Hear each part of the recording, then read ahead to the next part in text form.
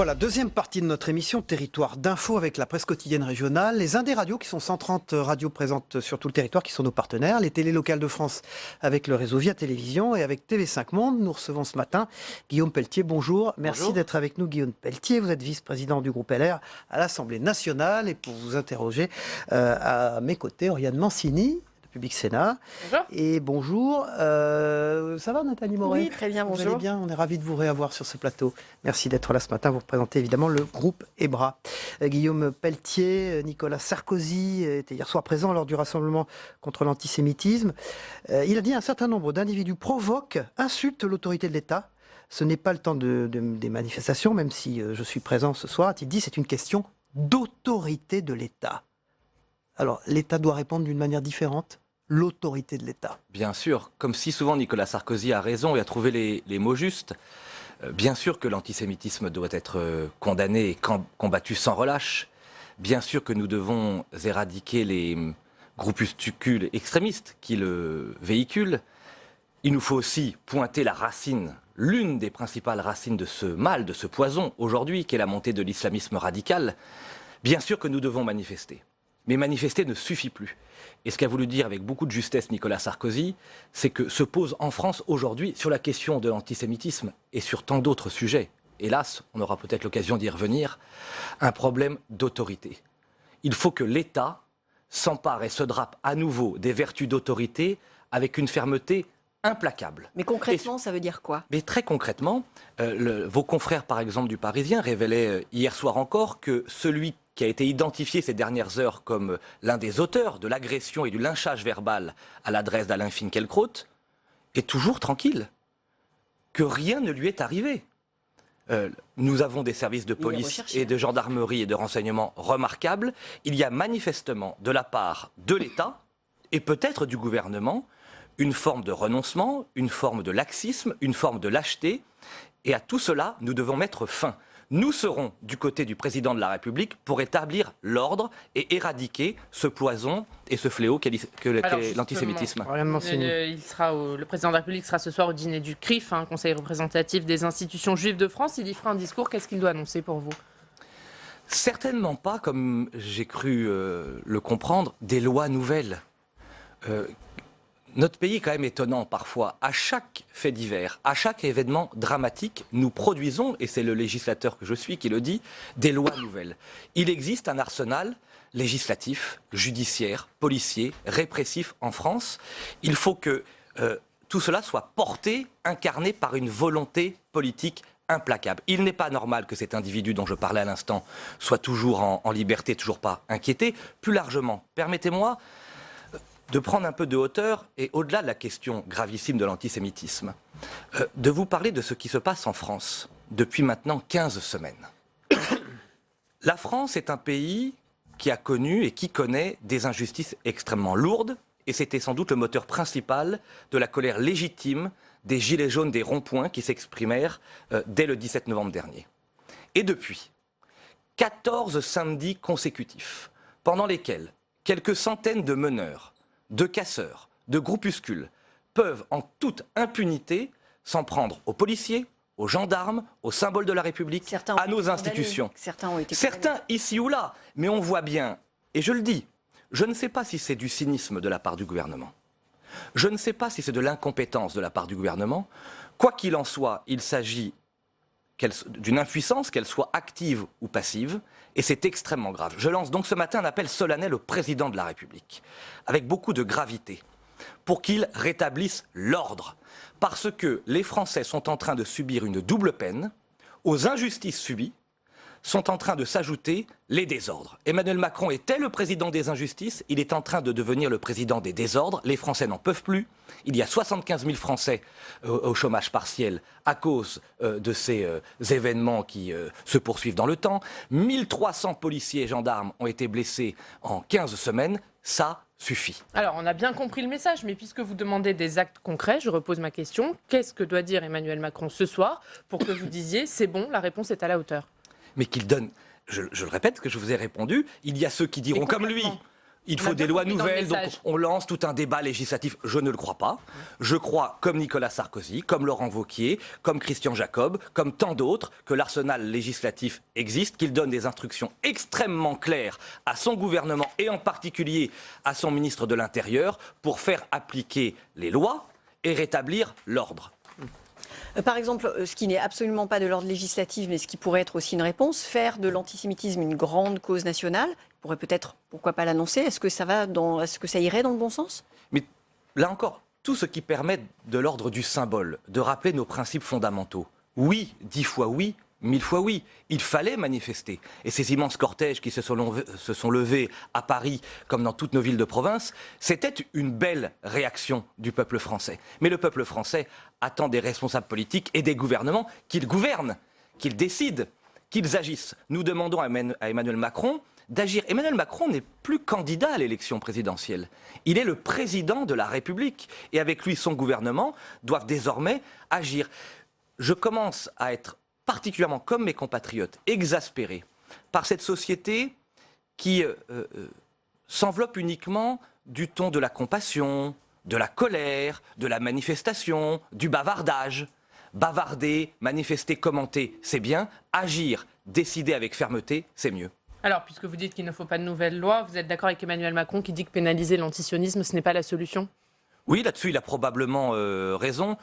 Dieu sait qu'il nous faut combattre de manière acharnée, je l'ai dit à l'instant, l'antisémitisme.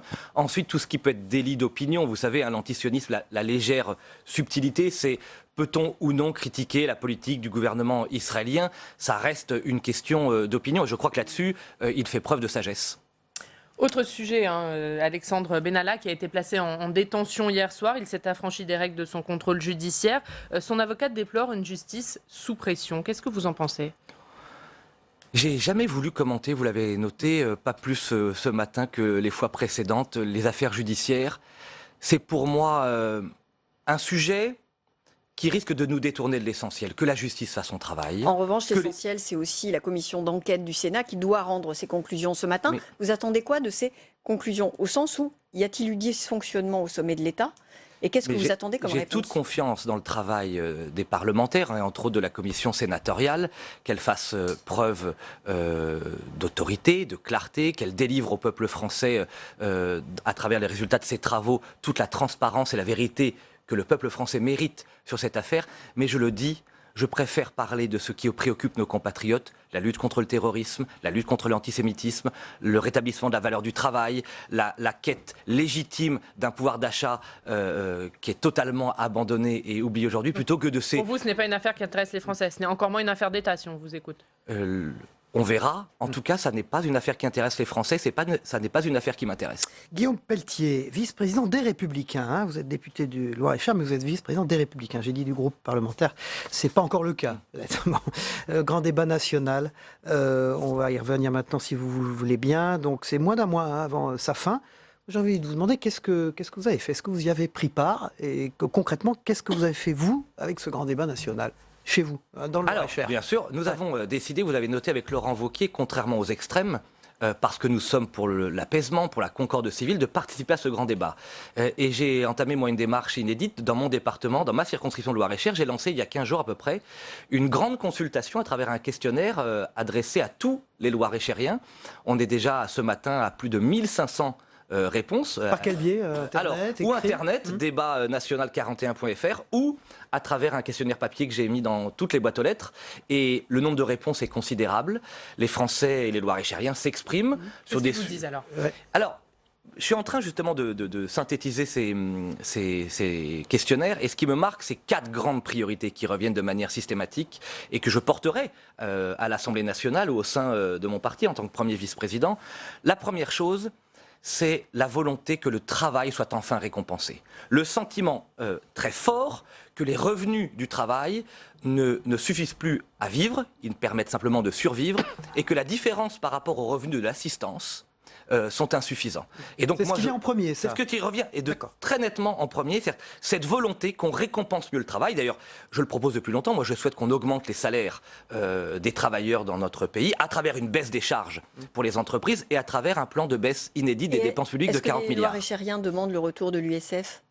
Alors, sur la question de l'ISF, il y a une majorité de ceux qui m'ont répondu qui réclament le rétablissement de l'ISF au nom de cette forme de justice. J'aurai l'occasion d'expliquer, moi, ma position, puisque j'organise le 7 mars une réunion de restitution.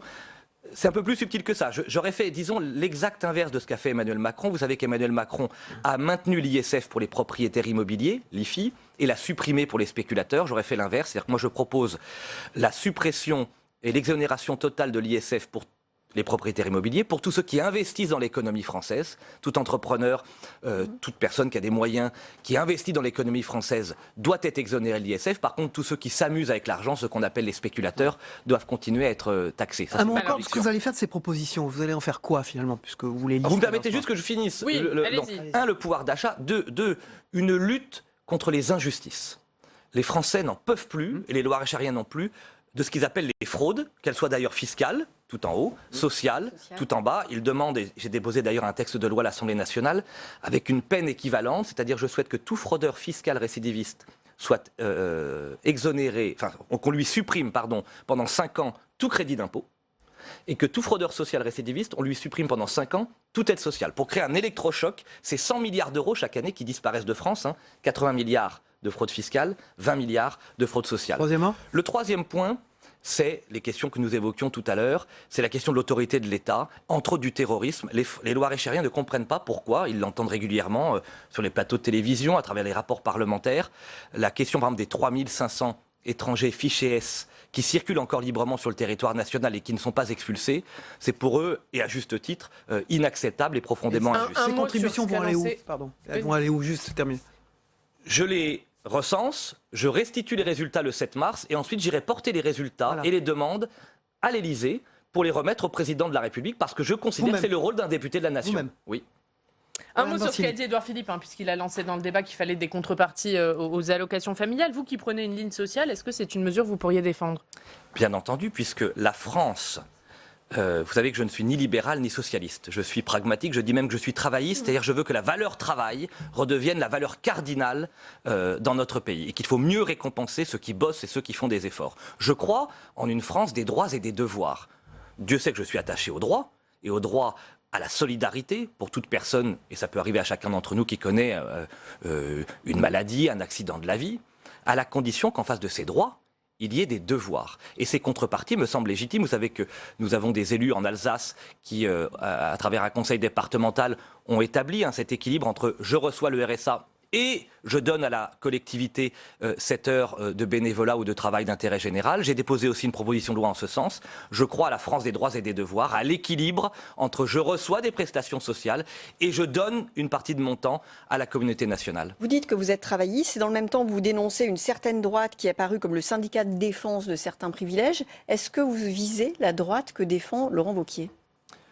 Oh non, vous savez, je suis le premier vice-président de Laurent Wauquiez. On est soudés, unis, déterminés à inventer cette droite nouvelle. Il ne vous suit pas. Mais non, on a ces débats internes. Moi, je sais gré à Laurent Wauquiez d'avoir ouvert ces débats sur la question du pouvoir d'achat, qu'il porte aussi désormais sur la volonté de baisser les dépenses publiques. Ça ne suffira pas. De baisser les charges et les impôts qui pèsent sur les Français et les entreprises. Et désormais, c'est tout le travail des Républicains, de proposer une hausse des revenus et des salaires pour toutes celles et ceux qui... parlez alors ? D'une droite qui, ces 20 dernières années, sans citer des noms, mais enfin, puisque je n'ai pas l'habitude d'utiliser, de pratiquer la langue de bois, il y a eu d'un côté plutôt Édouard Balladur et François Fillon qui avaient une vision très budgétaire de la politique. Ce courant libéral a sa place dans notre famille politique. Je suis plus que tout attaché à ce que nous restions ensemble. Moi, ma filiation, vous l'avez bien compris, c'est plutôt le général de Gaulle avec l'intéressement et la participation, Jacques Chirac avec la fracture sociale ou encore Nicolas Sarkozy avec les heures supplémentaires défiscalisées. Pour moi, la droite ne doit plus simplement s'adresser à la droite, mais au peuple français tout entier, à travers le rétablissement des valeurs du mérite, de l'effort et du travail. Alors justement, pour les européennes, les deux têtes de liste, la première tête de liste des Républicains, c'est François-Xavier Bellamy, Versaillais, et ensuite Agnès Evren, qui est élue parisienne. Ça ne fait pas vraiment France des territoires. Est-ce que vous le regrettez ? Je l'ai dit, François-Xavier Bellamy, ça n'est pas ma ligne. mais je souhaite qu'on lui laisse sa chance et je soutiens ce trio qui est rassembleur. Vous auriez pu citer Arnaud Danjean, qui lui est élu de Bourgogne et qui représente cette France des territoires. Et vous savez que sur les 79 candidats d'une liste qui se présenteront au peuple français et qu'on connaîtra bientôt, évidemment que la représentation de la France des provinces, de la France du monde rural, des quartiers populaires, cette France à laquelle je suis très attaché, cette France-là sera bien représentée. Alors sur le duo de tête, c'est pas vraiment votre droite à vous. Sur tout ce qui est social, c'est pas vraiment votre droite à vous. Est-ce que finalement, vous vous entendez si bien que ça avec Laurent Wauquiez? Mais ça se passe très bien parce que l'histoire de la droite française, c'est l'alchimie entre ces deux courants. Il y a un courant libéral et conservateur, vous l'avez compris, ça n'est pas le mien. Il y a un courant qu'on appelle social ou populaire, c'est-à-dire qui, très simplement, je suis attaché, moi, à une droite forte sur les questions régaliennes et d'autorité de l'État. Nous devons faire preuve d'une fermeté implacable à l'endroit de ceux qui ne respectent pas les lois dans notre pays. Mais je suis aussi porteur, avec tant d'autres, avec Christian Jacob, avec Damien Abad, avec des sénateurs, des députés, toute une nouvelle génération, d'une ligne de promotion du pouvoir d'achat. Et vous verrez, vous l'avez vu si vous le suivez, Laurent Wauquiez porte de plus en plus, encore ces derniers jours, à travers une tribune. Vous savez, Laurent Wauquiez, on a cette complicité parce que le rapport que nous avons ensemble aux classes moyennes, c'est quelque chose de très fort. Il a encore commis une tribune sur le sujet il y a quelques jours. C'est un livre qu'il avait écrit il y a quelques années. Et donc la question qui se pose à nous, c'est qu'entre quelques privilégiés de tout en haut et quelques assistés de tout en bas, la France du milieu, ces immenses cohortes de Français des milieux de cordée devenus les premiers de corvée, eh bien ces Français-là méritent d'être entendus, soutenus, promus et protégés. C'est 80% des Français qui n'ont plus de porte-parole et nous allons leur proposer que les Républicains soient leur porte-parole et agissent en leur nom et pour améliorer leur quotidien. Sauf que pour l'instant, dans les sondages, on voit que les Français ne vous entendent guère et vous plafonnez à 10%. Est-ce que ce serait un résultat honorable pour vous ? Non, il faut qu'on fasse plus. Évidemment que nous sommes des challengers dans cette élection. Il faut aussi être très prudent, très modeste et très humble. Les favoris des sondages sont rarement les vainqueurs des suffrages. Je crois que les élections précédentes nous l'ont démontré. Ma conviction, c'est que si nous parvenons à incarner cette troisième voie européenne, ni la fuite en avant d'Emmanuel Macron qui veut continuer l'Europe d'hier qui ne marche plus, ni la marche en arrière des extrêmes qui veulent à tort quitter l'Europe, qui est pourtant notre bien commun, si nous arrivons à incarner cette troisième voie, nous aimons l'Europe, mais parce que nous l'aimons, nous voulons la changer en profondeur de l'intérieur. Alors ma conviction, c'est que nous pourrons continuer à progresser. Guillaume Pelletier, pour revenir à ce que vous avez dit tout à l'heure en début d'émission, l'homme qui a insulté Alain Finkielkraut est en garde à vue. On vient de l'appeler. On vient de l'apprendre à l'instant. Voilà. Vous en félicitez. Merci. Heureusement, je trouvais que 48 à 72 heures, puisque c'était vos confrères du Parisien qui le révélaient hier soir, c'était déjà trop. Il était temps, et il est temps que l'État agisse avec beaucoup plus de réactivité, d'autorité et de fermeté. C'est un symbole important qui est envoyé sur ce sujet ô combien décisif. Merci beaucoup Guillaume Pelletier, donc vice-président des Républicains et député du Loir-et-Cher, d'avoir été notre invité politique ce matin. Merci. Merci, au revoir et merci beaucoup Nathalie Moret d'être revenue sur ce plateau. Merci Oriane Mancini. On passe au débrief de l'actualité.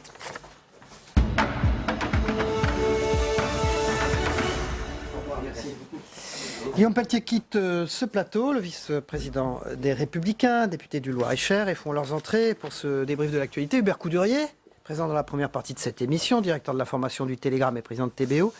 Bonjour. Sud, et Thierry Dupont de l'Express. Donc la mobilisation contre l'antisémitisme, 20 000 personnes à Paris, plusieurs centaines à Marseille, à Strasbourg. On va reparler de ce qu'a dit Guillaume Pelletier sur Nicolas Sarkozy, qui disait en fait autorité de l'État, c'est la solution. Et il a effectivement appuyé ce que disait Nicolas Sarkozy. Il y a un soupçon. C'est qu'au bout de 14 semaines de manifestations des Gilets jaunes, avec leur dérapage qui donne lieu à une grande manifestation contre l'antisémitisme, il y a un soupçon de laxisme, il y a un soupçon de pourrissement. Voire de cynisme. Voire de cynisme, parce qu'il faut détacher, et c'est d'ailleurs le cas maintenant, puisque 56% des Français sont pour que ce mouvement s'arrête. Il y a le sentiment que le gouvernement joue un peu la stratégie de la tension et que tout n'est pas fait pour isoler, arrêter les casseurs qui ont discrédité ce mouvement. Alors peut-être le cas, mais c'est quand même faire peu de considération de la justice qui est indépendante. Et effectivement, on peut se poser des questions sur le boxeur et d'autres dont les peines ont été relativement indulgentes par rapport à ce qu'on aurait pu voir dans d'autres pays. En tout cas, l'homme qui a agressé et insulté Alain Finkielkraut est en garde à vue, donc on vient de l'apprendre pendant l'interview de Guillaume Pelletier, Thierry Dupont. Bah oui, maintenant il va falloir voir quelles sont les charges retenues éventuellement contre lui. Donc, Il est en garde à vue comme M. Benalla, qui n'y restera pas non plus très longtemps. Mais enfin bon, il n'y a pas de parallèle entre les deux. Mais c'est vrai que il y a peut-être un sentiment de laxisme et d'inefficacité de l'État qui va commencer à monter si ça continue. Il y a un sentiment d'exaspération qui est fort aujourd'hui à l'égard des violences. Il y a une demande d'autorité de la part d'une partie de l'électorat, et notamment celui qui permet à Emmanuel Macron de remonter aujourd'hui un peu dans les sondages, qui est l'électorat de droite, qui aspire à l'ordre traditionnellement, et qui avait apprécié ces déclarations du 31 décembre. Avait apprécié cette reprise en main après le flottement du mois de décembre. Mais bon, là, on voit que samedi après samedi, les désordres continuent. Et donc aujourd'hui, et on voit bien que en face de ça, les Républicains appuient là où ça fait mal en disant il faut que ça cesse. Et ils n'ont pas tout à fait tort, parce que tous les leaders et tous ceux qui commettent des déprédations sont connus. Il y a des services de renseignement extrêmement efficaces dans ce pays, et donc on sait qui fait quoi. On a noté tout de même dans les propos de Guillaume Pelletier tout à l'heure là sur ce plateau, donc il est quand même vice-président des Républicains. Il dit au fond de l'autorité, et il n'y a pas besoin de nouveau travail législatif. Or le Premier ministre, notamment dans l'Express, dit, lui, une des réponses, c'est ce travail législatif. Donc oui. Vous voyez bien, pourtant l'un vient de cette famille politique aussi. Oui, mais c'est en partie, et notamment ce que dit le Premier ministre dans l'Express, c'est qu'il faut adapter l'arsenal législatif, notamment sur ce qui concerne l'expression sur les réseaux sociaux. Trop souvent, le Premier ministre se plaint par exemple de dire, je ne comprends pas pourquoi un tableau de Gustave Courbet comme L'origine du monde est censuré sur Facebook, alors que des propos antisémites peuvent y fleurir en toute impunité. Donc il y a une réflexion à avoir au niveau européen, mais peut-être même au niveau national, pour sanctionner ou pour responsabiliser davantage les hébergeurs et les GAFA, grosso modo, pour leur dire vous ne pouvez pas laisser en ligne des contenus antisémites ou racistes. Sinon, vous vous exposez à des amendes. Et je pense que l'amende, ça peut être un... Ce qui est sûr, c'est que le Premier ministre, aujourd'hui, joue... un peu plus que le président, la carte de la fermeté, on l'a vu sur les 80 km/h, il a sur la contrepartie aux aides sociales. Voilà, de l'autorité, il a un côté droit dans ses bottes comme Alain Juppé, ce qui est d'ailleurs critiqué à l'Élysée, dans l'entourage du président, où la colonne vertébrale apparaît de façon moins évidente, et où on considère que c'est pas Juppé qui a été élu, mais Macron. Alors il y a une petite divergence entre eux, même si Édouard Philippe ne se situe pas par rapport à Macron, à Emmanuel Macron, comme François Fillon par rapport à Nicolas Sarkozy. Il faut vite terminer là-dessus. Vous l'avez senti dans l'interview de l'Express ? Oui, il y a une volonté de fermeté en France, et elle s'exprime naturellement par aussi. Enfin, le Premier ministre en tient compte, donc il l'exprime à sa façon. L'affaire Benalla, la commission d'enquête du Sénat envisage de saisir la justice pour faux témoignage. Vous en parliez il y a un instant, Hubert Coudurier. On va où dans cette affaire ? On a appris donc qu'il avait été... Alors c'est vrai qu'au début, moi je trouvais que c'était une histoire de corne-cul qui avait été montée en épingle, et que la presse en donnait au cœur joie pour commencer à titiller le macronisme flamboyant. Mais c'est vrai qu'au fil des révélations, quand on s'aperçoit, au-delà de l'affaire des passeports qui n'ont pas été restitués, ces voyages sur le continent africain, son business avec des oligarques russes, etc. Sa proximité continue avec quand même l'exécutif, que ce soit à l'Élysée ou à Matignon avec le compagnon du chef de la sécurité. C'est ennuyeux, on a l'impression finalement que on peut facilement pénétrer l'appareil d'État pour peu qu'on soit malin et qu'on ait de l'entre-gens. Le sparadrap d'Emmanuel Macron, a-t-on lu ? C'est en tout cas un feuilleton qui lui coûte quand même, parce que effectivement, on a le sentiment que tout n'est pas fait pour trancher les choses comme il le faudrait.